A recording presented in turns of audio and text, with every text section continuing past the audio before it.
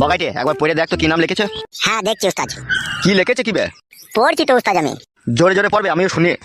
পিতা বলাই সর্দার, মাতা উমারানী দাস, বলাই সর্দারের ছেলে পাঁচু মল্লিক।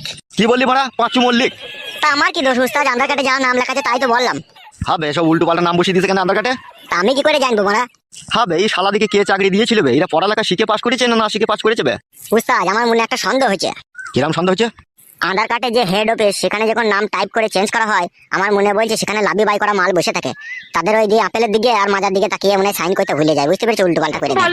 লাউড়া সেরকমই তো অবস্থা রে বড়া, এবার কি করবো রে বড়া? ওসব কথা বাদ দাও উস্তাদ, আমার কাছে একটা কথা শোনো। বল কি বলবি? এইসব আধার কার্ড ফাধার কার্ড বাদ দাও মারা, এইসব নিয়ে তুমি কি করবা কি? আমি একটা নাম বলছি, সেই নামটা তোমার রেখে দাও। কেউ পাচ্ছ তো? এটা সরকারের পরিচয় পত্র, এখানকার নাম আর একটা নাম রেখে দেওয়ার মধ্যে পার্থক্য নাই।